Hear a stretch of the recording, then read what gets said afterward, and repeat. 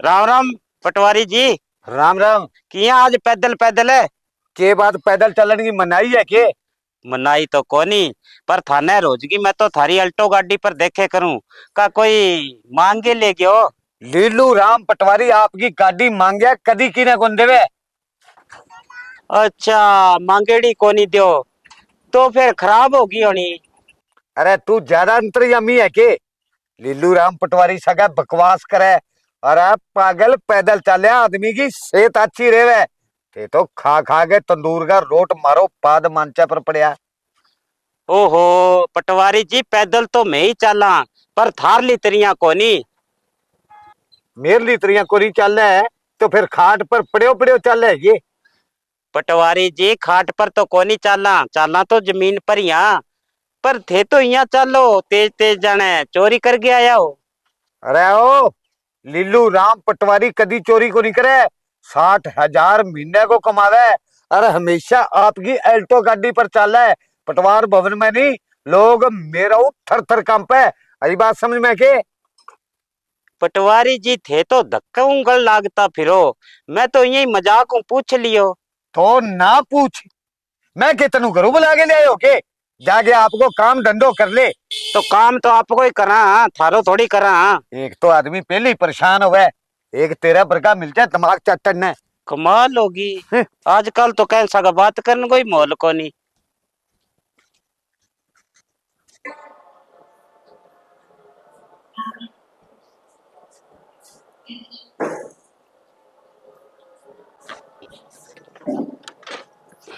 सासू जी थाने ऊंचो सुने ये है जुआई जी थे कताया ऊंचो तो कोनी सुने नी, पर मैं तो नाटक देखे जब मैंने सुनियो कोनी।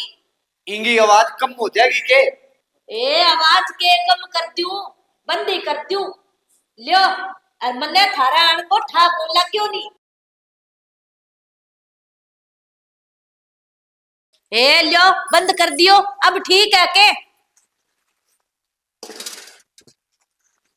क्या बात होगी मम्मी, टीवी बंद क्यों कर दियो? ए बेटा जुआई ने दिक्कत हो गई जब मैं तो बंद कर दियो। मैं आवाज कम करने को कहो, इन्हें बंद करने को कोनी कहो। बिंगी आवाज के बोली के तो इमे के गुंगी फिल्म चलने लाग रही के? थे आया हो कि शांति रखो माड़ी मोटी, बंदो चाह पानी पिए, कोई घूम फिर आओ कि नहीं। सुना सुना सरसों में फूल खिल रहे हैं, देखियो जाके। अच्छा, मैं बाहर फूल देखकर जाऊं और बाकी सारा कटा जाएगा? अरे ओ और ई घर में है कौन? मैं और मेरी मम्मी बैठ के राम टीवी देखांगा। टीवी कोई को देखेगो? क्यों जवाई जी, इशो के हो गयो? ओयो की कोनी।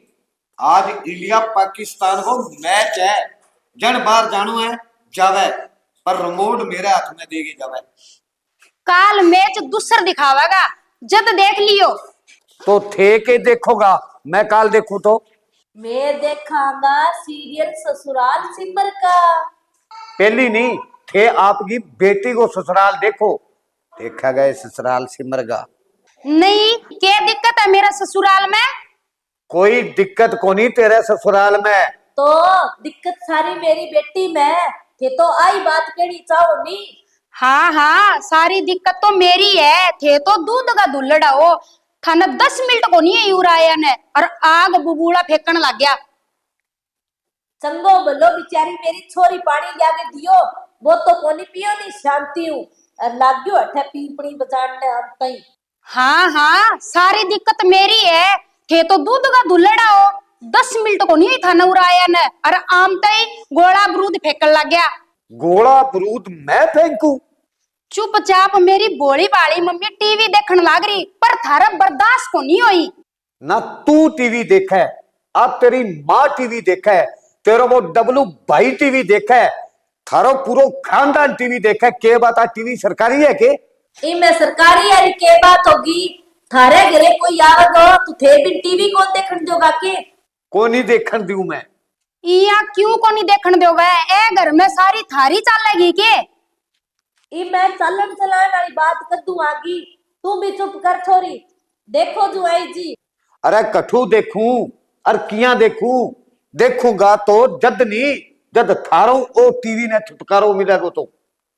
ई में छुटकारा री बात खड़ू आ गई अब। और के तो जद थाने बेरो है भी आज इंडिया पाकिस्तान को क्रिकेट मैच चलन लाग रही है तो थाने जरूरत के ही सीरियल चलाने की। के जुआई राजा थे टावरा तनिया जिद पकड़ के बैठ गया। लो पकड़ो रिमोट और देख लो थारो क्रिकेट मैच। इया किया देख लियोगा थे मैच। तो मन्ने मैच देखने का पीछा देना पड़ेगा कि थाने? पहला मेरी मम्मी को थाना माफी मांगनी पड़ेगी, फिर थाना मैच लगान दूंगी। ओ लीलू राम पटवारी नी कदे की करूं माफी को नहीं मांगे। फिर लिल्लू राम पटवारी की साली भी यहाँ को नहीं माने। अरे बेटा तू ही हार मान ले, क्यों एरियल घोड़ा सागे माथो मारन लाग रही है। दे रिमोट पर ने। हाँ मैं ही अड़ियल हूं, थे तो गऊ हो। हाँ हूँ गऊ, मोहल्ला में जाके पूछ लियो आज तक मेरी कण ऊंची आवाज सुनी होवे तो। जद मेरी साली जी को स्पीकर बंद कमरे में बाजा गो तो बाहर लो मल्लो के खाक सुना गो। ना जुआई जी ई बात में थे गल तो मेरी छोरी दिनों लेके अब ताई शांत बैठी आन ताई थे ही लड़ाई स्टार्ट करी है। मैं लड़ाई शुरू करी है और के मैं आई हूँ थारा सागे बेड़न खातर। मेरी छोरी तो चंगो बलो पानी लाई। पानी तो थे मने पूरे 20 सालों प्यान लाग रहा हो। के मतलब पानी पियान लाग रहा हूँ? थारो केड़ नो मतलब है मेरी बेटी थारे नाक में दम कर रखी है के?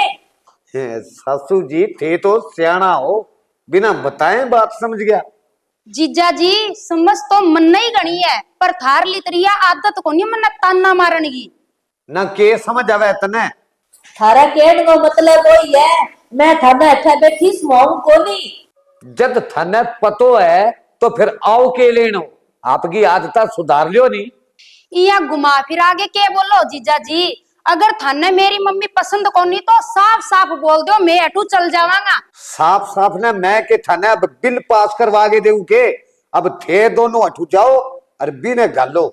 ना जुआई जी इतो कष्ट करने की कोई जरूरत कोनी, थे तो पहले ही घना ही कष्ट में हूँ।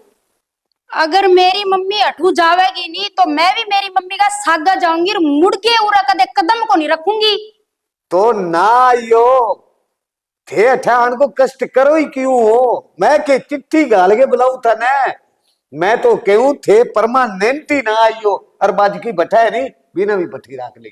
अच्छा तो थारो केड़ को मतलब वो है मैं मेरी बेटी ने सारी उम्र पीर में रखूं, इया मैं होड़ कौन दूं?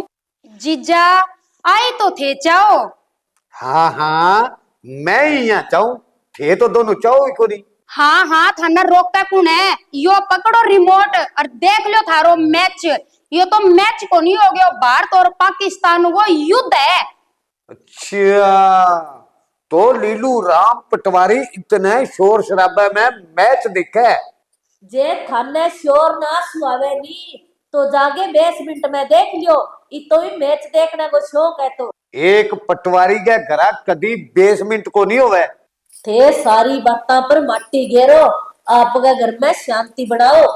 मम्मी वो ये घर में कदी को नहीं हो सका, यो आदमी तो पैदा ही युद्ध में हुए। जिके दिन तू पैदा हुई नहीं बी दिन इंडिया पाकिस्तान वाला एक दूसरे ने गंदी गंदी गाला बकल लाग रहा। मैं तो जाऊं आपके कमरे में मैच देखने। अरे बेटा वो के करन लाग रहे हो थे? मैं आपको टीवी आपके कमरे में लेके जाऊं? मेरी बात सुनो बताओ, घना ड्रामा करने की जरूरत को नहीं। अठे तो थे माँ बेटी मने देखन को दो। ठीक है तो मैं जाऊं। मम्मी खट है चल चलना अपने घरे। ये देख लियो ना तो मेरी इशारा चुकेगा ना मना आवे करना।